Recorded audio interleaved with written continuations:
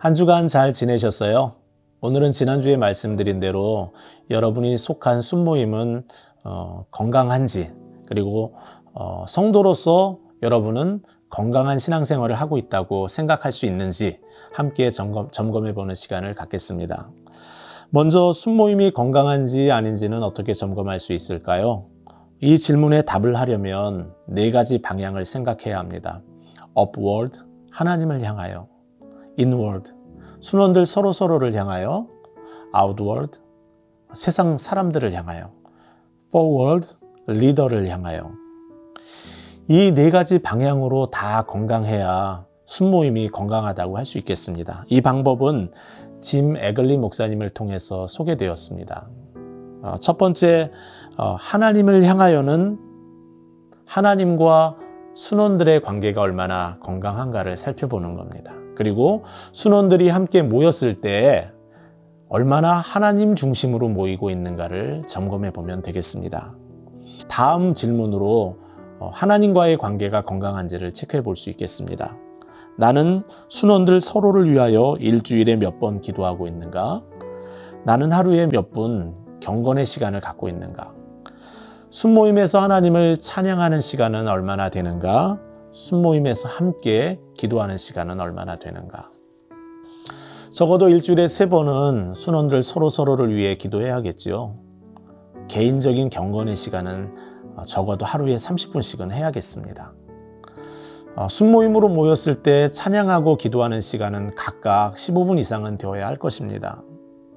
순모임에서는 서로가 서로를 함께 책임져 줄 수가 있죠. 몇 주 전의 이야기인데요. 순장님 한 분이 저희 집에 통닭 한 마리를 배달해 주었습니다. 웬 통닭이냐고 물어보았더니 순원들이 모두 성경을 같이 읽기로 했는데 신약을 다 읽었다는 거예요. 그래서 가정마다 통닭을 한 마리씩 배달하면서 저희 집도 기억했다고 하였습니다. 상호 책임으로 하나님을 향한 삶을 서로 격려했던 거죠. 순모임에서 모여서 찬양과 기도로 하나님께 집중하는 것은 무엇보다 중요한데, 찬양한다고 할 때 그거는 찬양을 부르는 것만을 의미하지는 않습니다. 일주일을 살면서 나에게 함께 하신 하나님께 신앙을 고백하고 간증하는 시간, 이것도 하나님을 찬양하는 것입니다. 두 번째로 서로를 향하여 소그룹 안에서 서로 사랑하는지 그 관계의 깊이를 평가하는 것입니다. 하나님께서 성경을 통하여 서로 사랑하라고 말씀하셨을 때는 먼저 성도들이 서로 사랑하기를 원하셨어요. 순에서도 마찬가지죠. 순원들이 서로 사랑하는 것이 무엇보다 중요합니다. 우리 순모임이 얼마나 서로를 향하고 있는지는 다음 질문으로 평가해 볼 수 있겠습니다. 나는 순모임을 한 달에 몇 번 참여하고 있는가? 지난 3달 동안 순모임과 별도로 시간을 함께하는 활동을 몇 번이나 했는가? 생일 파티나 티타임이나 여행 같은 것을 같이 하는 것이죠. 지난 2달 동안 순원들과 함께 식사는 몇 번을 했는가? 순원들에게 얼마나 자주 이메일, 카드, 편지를 보내어 서로를 격려했는가? 질문을 보면 알 수 있듯이 건강한 순모임은 순모임에서 다 이루어지는 게 아닙니다. 순모임 말고도 서로가 서로를 사랑하는 마음으로 격려하고 또 서로를 돌보는 것이 너무 중요하죠. 순장님이 혼자 다 하는 것이 아닙니다. 순원들이 함께 하는 것입니다. 기억에 남는 사건이 한 번 있어요. 연합순장님들과 순장님들이 함께 모였을 때입니다. 한 순원이 음식을 준비해서 가져다 주셨습니다. 웬 음식이냐고 물어보았을 때 연합순장님이 너무 고맙고 또 기도해주는 순장님이 고마워서 함께 모인다는 소식을 듣고 음식을 준비했다고 하였습니다. 섬기는 분들이 보람을 느끼는 순간이었습니다. 서로 섬겨야겠습니다. 특별히 순원들은 순장님들을 잘 섬겨야 하겠습니다. 순장님 한 분이 제게 이런 고백을 하셨어요. 순장이 되고 난 날 이후로 하루도 빠지지 않고 순원들을 위해 기도하고 있습니다. 섬김은 서로가 함께 하는 것입니다. 세 번째, 세상을 향하여 우리 순모임이 건강한지는 믿지 않는 사람들을 그리스도에게로 인도하기 위하여 얼마나 노력하고 있는지를 점검하는 것입니다. 땅끝까지 이르러 내 증인이 되라고 말씀하신 주님의 부탁을 따라서 우리 순모임은 얼마나 잘 그 모임을 섬기고 있는지를 점검해 보아야겠죠. 세상을 향하여 건강한가는 다음 질문을 생각해 보아야 합니다. 순모임에서 주님을 모르는 사람을 위해 얼마나 자주 기도하는가? 한 주간을 살면서 예수님을 믿지 않는 지인들을 위해 몇 번이나 기도하고 있는가? 지난 3개월 동안 예수를 믿지 않는 지인들을 목표로 활동을 한 적이 몇 번이나 있는가? 순모임 분가를 불편해하지 않고 새롭게 예수를 믿는 사람들에게 열린 마음을 가지고 있는가? 전도와 선교가 교회의 존재의 목적인 것처럼 순모임도 전도와 선교에 대한 계획을 반드시 가지고 있어야 합니다. 서로 마음이 맞는 사람들만 모여 모이는 순모임을 꿈꾼다면 이미 순모임은 주님의 공동체로서의 정체성을 상실한 겁니다. 모든 순원들은 이 사실을 마음에 새겨야 합니다. 그리고 예수 믿지 않는 분들을 위하여 지속적인 관심과 기도와 이벤트들을 준비해야 합니다. 네 번째, 리더들을 향하여 순모임은 얼마나 건강한지를 점검해 보아야 합니다. 순원들 중에 얼마나 많은 그리스도의 신실한 제자들이 있는지, 순이 분가할 때 그 순을 이끌어갈 만한 예비 리더들은 준비되었는지 질문해 보아야 합니다. 다음과 같은 질문이 이 영역의 건강함을 점검해 볼 수 있는 질문이라 하겠습니다. 우리 순회는 예비 순장으로 여겨지는 순원이 몇 명이나 있는가? 순원들 중에는 몇 %가 순회 모든 활동에 적극적으로 참여하고 있는가? 순장을 세우는 일을 위해 순모임에서 얼마나 자주 기도하고 있는가? 순원들은 순장으로 섬길 것을 권면받고 있는가? 다음 세대가 없는 모임은 소망이 없습니다. 건강한 순모임은 또 다른 다음 세대의 순모임을 만들어낼 준비를 늘 하고 있어야 합니다. 건강한 가정은 자녀 세대가 되면 또 자녀가 부모가 되어 분가하는 것처럼 건강한 그리스도인의 모임은 분가하고 또 성장하는 것을 꿈꾸어야 하겠습니다. 순원들이 매일같이 어린아이와 같이 순장님에게 요구만 하고 떨어질 생각은 하지 않고 계속해서 모이기만을 원한다면 순장님은 참 그것이 마음 편하지 않을 것입니다. 하지만 누군가가 순장의 마음을 이해하고 순에서 일어나는 많은 일들을 서로 도우며 서로 협력하고 또 때가 되어 순장으로 스스로 설 것을 생각한다면 순장님에게 참 기쁨이 될 것입니다. 순모임을 생각할 때 우리 순모임이 건강한가? 이 네 가지를 꼭 생각하시기를 부탁드립니다. 그럼 이번에는 순모임 평가가 아닌 나 자신을 평가하는 시간을 잠깐 가져볼까요? 성도들은 어떻게 자신의 신앙생활을 점검해 볼 수 있을까요? 모두가 알파벳 G로 시작되는 5가지 단어와 관련된 질문을 스스로에게 던져보면 됩니다. 빌 도나휴 목사님이 제시하신 방법입니다. 첫 번째, 그레이스, 은혜에 관련된 질문입니다. 이런 질문에 답을 할 수 있어야 합니다. 참된 하나님의 말씀에 비추어 사람은 어떻게 그리스도인이 되는가? 나는 어떻게 그리스도인이 되었는가? 신앙을 고백할 수 있습니까? 라는 질문입니다. 그리고 그 신앙을 사람들에게 간증할 수 있어요? 라는 질문입니다. 순모임에 참여하면서 구원에 대한 관심이 없고 확신이 없다면 건강한 그리스도인이라고 말할 수 없습니다. 구도자의 자세로 하나님의 은혜를 사모하고 하나님의 자녀가 되기를 구하는 마음으로 계속해서 구원에 대한 질문을 던져야 할 것입니다. 두 번째, growth, 성장에 관련된 질문입니다. 현재 당신은 어떻게 스스로를 훈련하여 영적 성장을 북돋우고 있는가? 우리 교회는 좋은 훈련이 참 많습니다. 새가족 훈련부터 시작하여 1:1, 27 제자훈련, 사역훈련, 전도폭발, 남성 소그룹, 여성 소그룹 등 다양한 훈련들이 준비되어 있습니다. 배움의 기회가 정말 많죠. 우리가 자녀들을 양육할 때 자녀들이 교육을 꾸준히 잘 받고 있는 것을 보면 마음이 놓이죠. 하지만 자녀들이 학교 가는 것을 싫어하고 배움을 싫어하면 속이 상하는 것처럼 영적으로 자라가는 것에 대한 소망함이 없으면 하나님 마음에도 아픔이 되겠죠. 순장님들도 마음이 편하지만은 않을 것입니다. 순장님이 여러분에게 어떤 훈련을 받으라고 권면할 때에 그것에 순종하여 믿음으로 나아가면 영적인 성장이 이루어질 것입니다. 세 번째, 그룹에 관련된 질문입니다. 나는 워싱턴 중앙장로교회에서 영적인 성장과 사랑의 돌봄을 서로 함께 책임져주는 순모임에 연결되어 있는가? 제가 첫날 강의했던 것처럼 하나님은 우리를 공동체로 부르셨습니다. 우리의 삶은, 성도의 삶은 공동체로서의 삶을 사는 것입니다. 그렇기 때문에 우리의 신앙이 건강한가 건강하지 않은가는 내가 공동체 안에서 나의 삶을 고백하며 살고 있는가를 점검하면서 확인해 볼 수 있겠습니다. 네 번째, 기프트, 은사에 관련된 것입니다. 나는 교회 안의 봉사의 자리에서 영적 은사를 사용하는 책임을 다하고 있는가?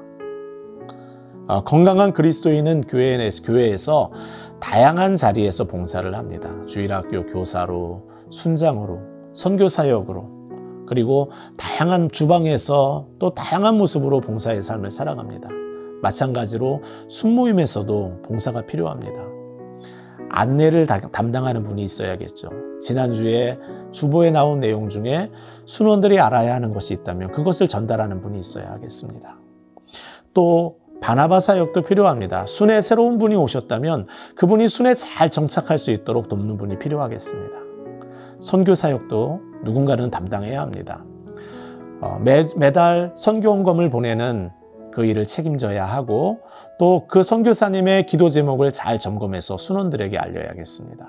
이 외에도 기도 제목을 같이 정리하고 또 응답된 기도들을 정리하는 이 일을 담당하는 분이 순원 중에 한 분이 꼭 있어야 하겠습니다.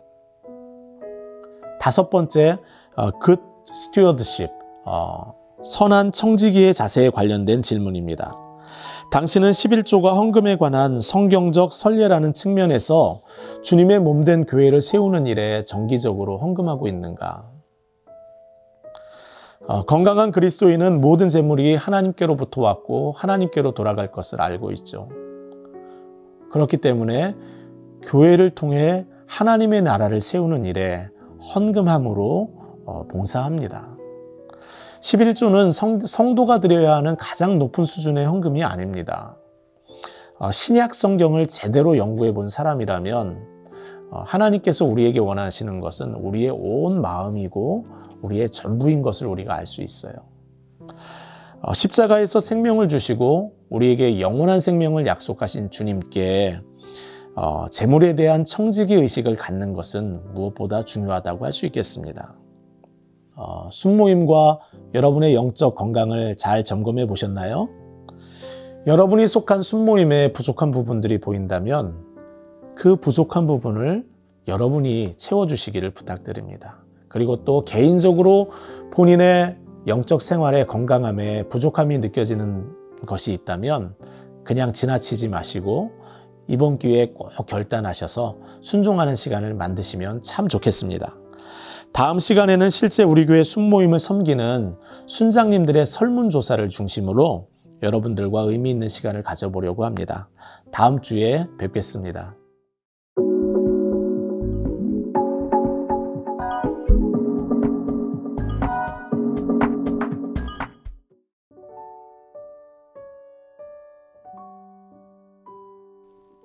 안녕하세요 성도 여러분, 큐티학교 묵상은 멈추지 않는다의 공승훈 목사입니다. 한 주 동안 묵상, 큐티 열심히 하셨습니까? 벌써 큐티학교가 3주차가 되었는데요. 한치 앞을 알 수 없는 이 코비드-19 이 기간 동안에 멈추지 않는 말씀 묵상의 힘으로 승리하시는 우리 모든 성도님들 되기를 간절히 기도드립니다. 오늘은 구체적인 말씀 묵상의 방법에 대해서 배워보는 시간인데요. 그 전에 묵상의 의미에 대해서 살펴보도록 하겠습니다. 히브리어 하가가 묵상하다라는 뜻을 가지고 있는 단어인데요. 이 단어는 읊조리다, 으르렁거리다라는 뜻도 함께 가지고 있습니다. 말씀에 굶주려 이 말씀 앞에서 으르렁거리는, 그것을 간절히 사모하여 으르렁거리는 이 영혼이 그 말씀을 읊조리는 가운데 곱씹으며 마음속으로 깊이 새기는 것. 그 가운데 이 말씀이 내면 전체에 퍼져서 체화되는 이 과정. 이것이 바로 묵상의 구체적인 또 성경적인 의미입니다. 이때 기억해야 될 한 가지가 있는데요. 그것은 바로 임마누엘, 함께 하시는 하나님에 대한 임재 의식입니다. 그 가운데 말씀 묵상을 해야 되는 거죠. 왜냐하면요, 말씀 묵상의 본질은 지식이 아니라 바로 관계, 교제에 있기 때문에 하나님의 임재 의식 가운데 하나님과 교제하며 묵상해야 하는 것입니다.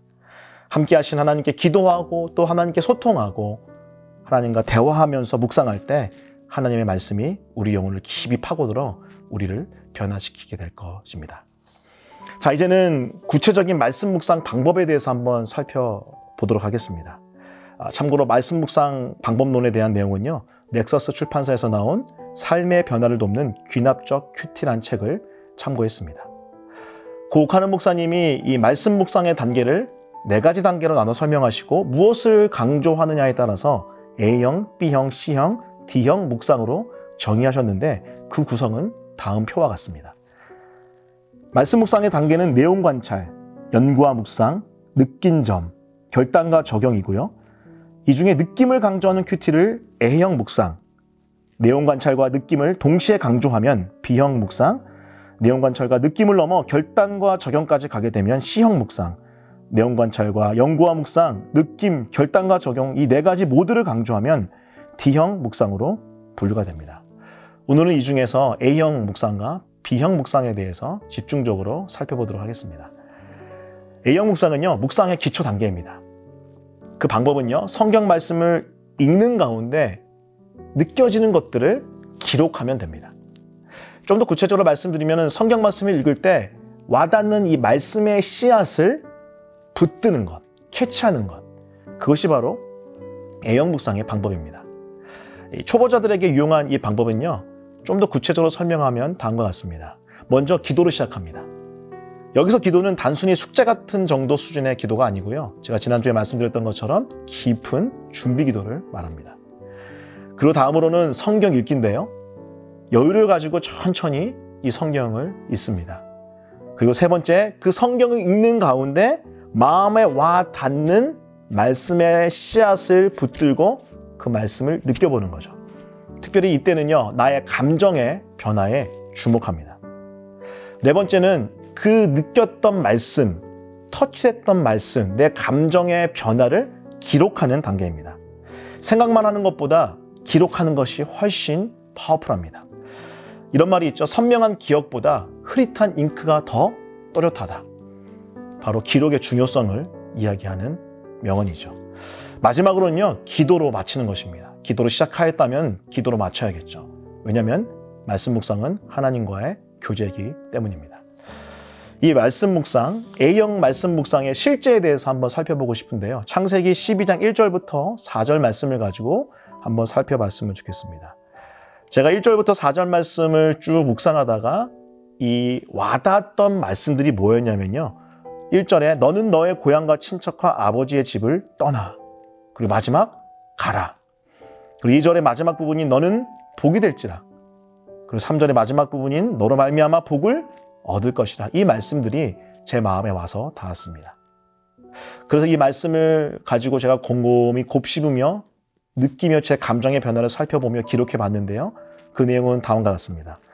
하나님이 떠나가라고 하실 때 떠나면 복을 누리겠군요. 나도 하나님이 떠나가라고 하실 때 떠나겠습니다. 그런데 익숙한 고향과 친척, 아버지의 집을 떠난다는 게 쉽지만은 않겠네요. 하나님의 도움이 필요합니다. 그것이 제가 이 본문을 A형 큐티의 방법, 묵상의 방법으로 접근했을 때 도전받았고 은혜받았던 내용입니다. 자, 이런 A형 묵상, 장점도 있지만 반드시 한계가 있겠죠. 어떤 한계가 있냐면요. 묵상을 실천하고자 하나 이전까지 해보지 않았던 성도들에게 입문용으로 추천할 수 있는 좋은 방법입니다. 하지만 본문을 자의적으로 해석할 가능성이 굉장히 높습니다. 잘못된 지식과 자만심에 빠질 가능성도 높고요. 그래서 A형 큐티에만 묵상에만 머물러서는 안 됩니다. 반드시 B형 묵상까지 나아가야겠죠. 자, 그렇다면 B형 묵상, 구체적으로 B형 묵상은 어떤 내용과 어떤 묵상의 포인트가 있을까요? 그것은 바로 내용 관찰과 더불어 느낌을 강조하는 겁니다. 느낌만 있는 것이 아니고요. 내용 관찰이 있다는 거죠. 이 비형 묵상은 큐티의 초급 단계입니다. 구체적인 방법은 성경 말씀을 관찰하고 느낌을 기록하는 거죠. 그런데 여기서 관찰하다는 것은 단순히 읽는 것과 다릅니다. 좀 더 자세히 말씀을 드리면요. 능동적인 자세로 일단 먼저 읽어야 됩니다. 그렇다면 능동적인 자세란 무엇일까요? 그것은 이 본문을 낯설게 읽는 것입니다. 익숙한 본문이 너무나 많잖아요. 그렇죠? 그렇기 때문에 이 본문을 익숙함으로 수동적으로 읽는 것이 아니라 능동적으로 아주 낯설게 읽어나가는 거죠. 그것을 위해서 필요하다면 다른 번역본을 사용해도 좋습니다. 자, 그리고 강조점을 파악하면서 읽는 겁니다. 저자가 사용한 수사법을 잘 파악해 보면요. 하나님의 말씀이 무엇을 강조하는지 드러나게 되어 있는데요. 그것들을 캐치해내는 거죠. 그리고 마지막으로는요. 육하원칙. 누가 언제 어디서 무엇을 어떻게 왜. 이 육하원칙을 따라서 이 말씀을 요약해 보면요. 이 본문에서 무엇을 강조하는지가 드러납니다. 자, B형 묵상의 실제 아까 A형 묵상 때 살펴봤던 창세기 12장 1절부터 4절 말씀을 가지고 한번 다시 살펴보고 싶은데요. 제가 이 말씀을 능동적인 자세로 낯설게 한번 읽어봤습니다. 특별히 영어 성경을 활용해서 읽어봤는데요. 한글 성경에 번역되지 않았던 부분들이 등장하더라고요. 제가 그것들을 가로로 해놓아서 표현해 봤는데요.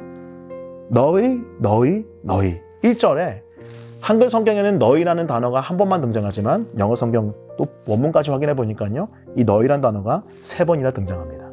그 2절도 마찬가지인데요. 한글 성경에서는 내가라는 단어가 한 번 등장하지만 영어 성경은 내가 3번 등장하게 됩니다. 그리고 3절 말씀에 동일하게 등장하는 내가. 이것들을 제가 낯설게 읽으며 다른 번역본으로 읽었을 때 이 저자가 수사법을 활용하여서 강조하는 한 가지가 무엇인지 발견되었습니다. 그것은 뭐냐면요. 너가 주인공이 아니라 나 여호와 하나님이 주인공이다라는 사실입니다. 우리 인생의 주인공은 내가 아니라 하나님이신 거죠. 그것을 저자는 수사법을 활용해서 내가 아니라 나 하나님이 주인공이다를 강조하고 있는 것입니다. 그리고 계속해서 육하원칙을 따라서 이렇게 한번 정리해봤습니다. 오늘 본문에 누가 후에 해당되는 것은 무엇일까요? 여호와 하나님께서 아브라함에게죠. 그리고 언제 when에 해당되는 것은 무엇일까요? 아브라함 아버지인 하란이 죽은 후에입니다. 어디서? where? 하란에서입니다. 무엇을? what? 고향과 친척과 아버지의 집을 떠날 것을 어떻게? how? 명령하시죠. 왜? why? 자신이 복이 되고 다른 이가 복을 얻게 하기 위해서. 이것을 통해서 제가 깨달았고 묵상되어졌던 포인트는 이겁니다. 아버지가 죽은 후에 고향집을 떠나라고 명령하는 여호와 하나님은 아브라함 인생의 주인이시군요. 그 명령은 아브라함이 복되게 하기 위함이시고요. 자, 그렇다면 내 인생의 주인도 하나님이시기에 그 하나님의 명령에 언제든지 순종하겠습니다. 그리고 그 명령에 순종했을 때 결국 내 영혼이, 내 삶이 복되게 될 줄 믿습니다. 그것이 제가 B형 큐티로 묵상으로 깨달은 하나님의 진리였습니다. 자, 여러분, B형 큐티 참 괜찮고 은혜로운 방법이죠. 하지만 한계가 있습니다. 첫 번째는요, 실제로는 A형 큐티와 크게 다르진 않습니다. 다만 관찰의 심도가 깊어짐으로써 느낀 점에 반영할 요소가 많아져서 이 묵상이 풍성해지는 요소가 있죠. 물론 A형 묵상보다는 풍성해집니다. 하지만 실제 삶으로 나아가지 못하는, 적용까지 나아가지 못하는 그런 단점이 있고요. 여전히 자의적인 해석의 위험성이 남아 있습니다. 자, 그래서 우리에게는요, C형 큐티, D형 큐티까지 나아가야 하는 것이죠. 자, 오늘 우리 A형 큐티와 B형 큐티, A형 묵상과 B형 묵상에 대해서 배워봤는데요. 지금 여러분의 묵상 방법이 어디에 속해 있는지 한번 살펴보시기 바랍니다. 혹시 묵상이 전혀 뭔지 모른 채 더세트 365 옆에 나와 있는 설명만 읽고 은혜 받진 않으십니까? 그렇다면요, 본문을 읽고 느껴보는 A형 묵상까지 여러분 나왔으면 좋겠습니다. 그리고 혹시 여러분 A형 묵상, 느끼는 것에만 포커스되어 있는 분들 있지 않습니까? 그런 분들은요, 도전합니다. 관찰 이후에 느끼는 이 B형 묵상 방법을 도전해 보시길 바랍니다. 그럴 때 더 크고 풍성한 하나님의 말씀하심이, 은혜가 있을 줄 믿습니다. 자, 오늘은 A형 묵상과 B형 묵상 배워봤는데요. 다음 주에는 우리 C형과 D형 묵상 방법에 대해서 배우도록 하겠습니다. 한 주 동안 멈추지 않는 말씀 묵상의 힘으로 승리하는 우리 모든 KCBC 성도들 되기를 예수 그리스도의 이름으로 축원합니다. 감사합니다.